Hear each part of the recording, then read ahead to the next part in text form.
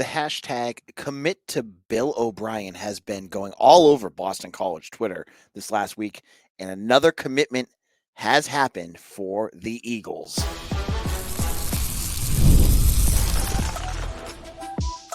You are Locked On Boston College, your daily podcast on the Boston College Eagles. Part of the Locked On Podcast Network, your team every day. Hello, everyone, and welcome. This is Locked On Boston College, your team every day. I'm your host, AJ Black. I'm the editor and publisher of Eagle Insider, part of the 247 network. Please check my workout over there. Today's episode is brought to you by FanDuel. Make every moment more. As playoffs wind down and the sports stop sporting, we want them to. This summer, FanDuel is hooking up all customers with a boost or a bonus daily. That's right. There's something for everyone every day, all summer long. Visit FanDuel.com/lockedon to get yourself started. This weekend was crazy. Boston College football landed another couple commitments. There's a few silents, one we knew about.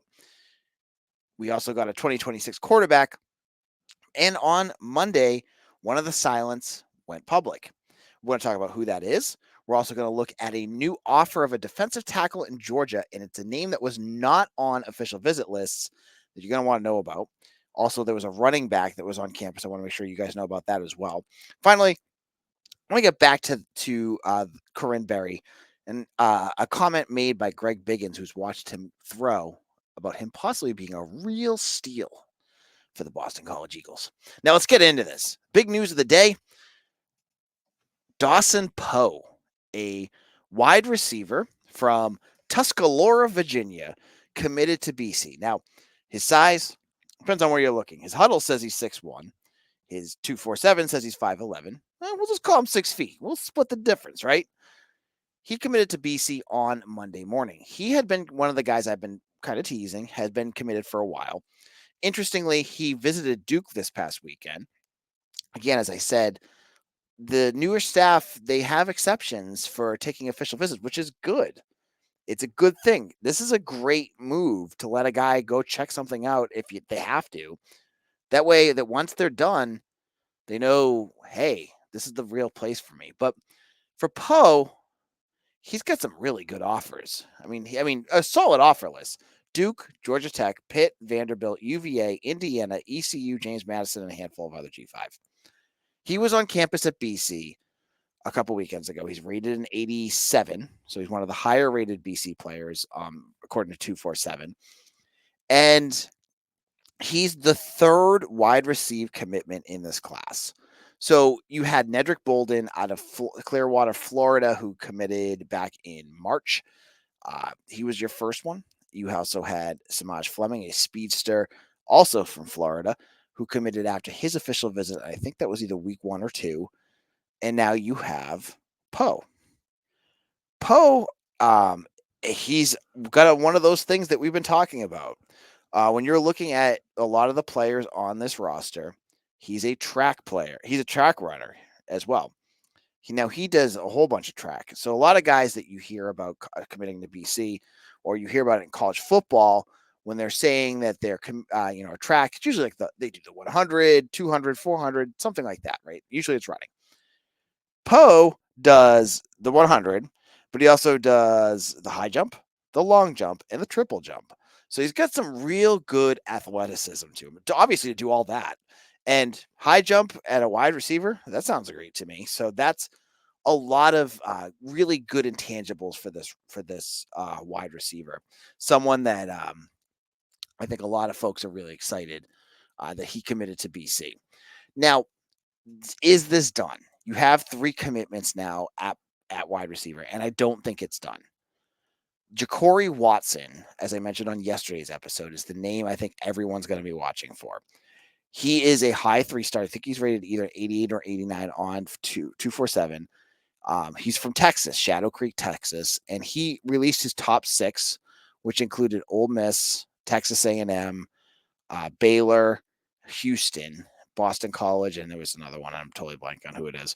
But I don't know why Texas A&M and Ole Miss are on there, because I don't think he took visits to either of them. Maybe he is, but he's going to make his decision on July 2nd. So BC's could find out. I talked to him today. He said the visit went really well. He loves Bill O'Brien, so I think BC's in good shape with this kid. He would give you your fourth wide receiver and again give you a monster. I really like this group of wide receivers that you brought in. They're athletic. I love, as you guys know, of listening to this podcast, I have a certain soft spot for kids that play in in the South because it's very, very different than the kids that play in the North. And every single one of them is from Florida, Texas, even Virginia. Virginia's is still a little bit of a different beast because that's where Poe is from, but it's not like New York or Massachusetts. I love the different feel for that. So I think that's a big deal too. The athleticism jumps off the page. You've got Poe, you've got Fleming. They're both track stars. Ja'Cory Watson, I believe, also is a track star. I had to look that up again. And if he commits it, you'll get the whole details on that. And that's not to say anything about Bolden, who is the cousin of Anquan Bolden. So again, Daryl Wyatt, the wide receivers coach, when he's left to his own devices, puts together a class that is very impressive. It boggles my mind now that you've since the time of a couple years ago of Zay Flowers, the progression from what BC used to be like, and folks that are new to BC sports, maybe you're undergrad, it was only 5-6 years ago that BC never had wide receivers. You had Alex Amadon, Kevin Challenger, you had a couple kids, Richie Goodell here and there, but you never had a strong group. It felt like it never was like a huge asset to their team. You always had maybe some good wide receivers. But since Daryl Wyatt has come in and since Zay Flowers has helped raise and elevate the reputation of BC wide receivers, you're getting a whole different group of kids because right now you look at the roster and there's a ton of talent on there right now between Lewis Bond and Jerron Bradley and Jaden McGowan, Jaden Skeet. They've got a lot. Even Reed Harris looked really good. Now you're bringing in even more. You're bringing in a group of potentially 4 wide receivers to add depth to what you already have. And you're starting to build a wide receiver room that is probably one of the better ones BC's had. And that's a lot of credit to Daryl Wyatt for being able to do that. And I think honestly, like they got one last year, I think, right? Cedric Lott. And if BC was in better shape after 2022 in the beginning and whatever the heck happened at the beginning of 2023, I think they would have been in better shape to get some other big names. Remember Josiah Martin, he was a 4-star that was right there, but he left once BC started falling apart. So now that you have momentum going with Bill O'Brien, Daryl Wyatt can go out there and sell and get guys in like Dawson Pough. So this is exciting because this is another really athletic wide receiver for Boston College and someone that's going to add some really good explosiveness to that offense. Now, in a moment, I want to talk about a new offer to a defensive tackle out in the state of Georgia. What does this mean? Why is it happening? I'll explain what that means and what could be happening in just a moment. Now, I love sports. Sports. I love them so much, I never want them to stop. But as the playoffs wind down, we get fewer games, which stinks. And the sports aren't sportsing like I want them to. But FanDuel lets me keep the sports going whenever I want. All I have to do is open the app and dream up bets anytime I'm in the mood. Now, baseball for some. Some people find it boring. But if you're using FanDuel, it's a whole other ballgame. Whether you're using the hitting in a home run anytime prop bet or total bases, for baseball, there's so many different options on FanDuel. You can find like Rafael Devers with 1.5 total bases. You get your odds, parlay that with a Red Sox win. Boom, you're having a good night. So head over to FanDuel.com/lockedon and start making the most out of your summer because they're hooking up all customers with a boost or a bonus daily. That's right. Everything for you every day, all summer long, a bonus or a boost. FanDuel, the official sports betting partner of Major League Baseball. This is Locked On Boston College. I am your host, AJ Black. And we're talking about BC football, which has right now the 247's 36th ranked recruiting class in the country. Now, a couple of those guys, even Poe, does not have a composite score, so that kind of screws things up. But hopefully, you'll get a better grasp at that once those numbers are solidified. They usually take a little bit of time, but they'll get there. Now, on Monday night, what surprised me, like I got a ping from a friend of mine who was telling me, "Hey, BC just offered a defensive tackle, Josiah Victor, out of Grayson, Georgia. He doesn't have a rating yet, but when I opened up his 247 page, because I didn't know who he was, I know he had been, it said in his tweet that he had been reoffered. He did not take official visits because he was not on the list, so he has not visited BC. But he's a 6'3", 300-pound defensive tackle out of Grayson, Georgia. First thing that pops up to me, size. Woo, 6'3", 300 pounds. That sounds great for a defensive tackle. Second thing that sticks out to me, Grayson, Georgia. Grayson is one of the best college football programs in the country. Now, Victor, why is he only got, why is he considering BC and not national powers? Because Grayson usually, they produce a lot of college and NFL ready talent. Is because he just transferred there last year, and I think he got hurt, so he didn't play all that much. The other thing that stood out to me was I looked at his offer list. Now, he took official visits only to ECU and Liberty, but his latest offer, this is a Georgia kid, was he got an offer from the University of Georgia. Now, he's a defensive tackle. I mean, it doesn't take a rocket scientist to know that when Georgia identifies a recruit as someone they want at defensive tackle, that means this kid is talented. I mean, look at all the NFL level prospects that they have cranked out of that program at that position. Now, he's probably not in a committable position yet. Like, it was out of camp. They watched him at camp and offered him. A lot of times what that means for folks that are learning like the recruiting lingo, you get an offer, but that doesn't mean you can commit. Like, when a kid gets an offer, you can't just turn around and say, "Yeah, I'll go there," unless it's somebody that the board, like that, the team really, really wants. If it's someone that like they're like interested in, but they need to see more, they'll offer them to say, "Hey, we're interested in you. We'd like to keep this going further, but we can't accept your offer yet." I mean, we can't accept it, and I get the sense that that's where Victor would be. Because obviously Georgia's going to have 5-star recruits. I mean, they just got the top edge rusher in the country earlier today. So maybe he was like kind of a plan B kind of guy, which is still fine. I mean, there's other schools that are looking at him. Colorado offered, Arizona State offered, Memphis, Miami of Ohio, which doesn't really count, but there's some Duke. Duke was the other one I was looking for.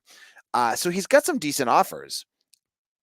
What does this mean, though? Why are they offering a defensive tackle when you had a bunch that were just in? So first, that one name that was on their visitors list was Aubrey Melvin out of Gwynn Park, Maryland. He was on an official visit as a defensive tackle, and he committed to UConn. What does that mean? I'm guessing that he wasn't very high on BC's list. If BC really wanted him, it maybe they would have had him commit. So he probably was maybe just like I said, maybe potentially a plan B that they were looking at, and UConn wanted him, they got him. That's fine. The name that I keep going back to is Kadira Dembale out of Stepanak Academy in New York. Now, he was just at Wake Forest this past week, and from what I've heard, it's down to BC and Wake Forest. When you see an offer like this shortly after, to me, that strikes me as, okay, this kid's probably going to go to Wake Forest. I asked around, that's not the case. So maybe it's more, maybe I'm jumping the gun a little bit, and maybe it's more that they just want to have a backup in case he does choose there, because it's a 50-50 chance. And, BC and Wake Forest are pretty comparable in programs. So I think that was the case. However, all you had to do, again, like the staff likes to keep things quiet, but then you have certain tweets that come out and you're like, huh, Ray Brown, the defensive backs coach who's been killing it on the recruiting trail, he tweeted out 2 hours ago, and this is recorded at 10 o'clock, "Every defensive back loves a pass rush, big fella on the way." commit to Bill O'Brien. I asked around. It sounds to me like it could be Victor. I'm not ready to put a crystal ball in for that yet, but it sounds like this could be it. This could be your second defensive tackle. And if he lands him, this is another one. Again, Georgia again from Grayson. This sounds like perfect. Now, the one thing you'd have to worry about is he's playing for Grayson, and there's going to be lots of scouts watching from bigger programs, and he's going to be a tough one to hold on to if he blows up this fall. So that'll be something else to watch for. But I get the sense that maybe he's going to be a commitment coming up soon. So Victor, Josiah Victor, it's a name to watch for here for BC. Now, in our final segment, I want to jump back into this class of 26 quarterback.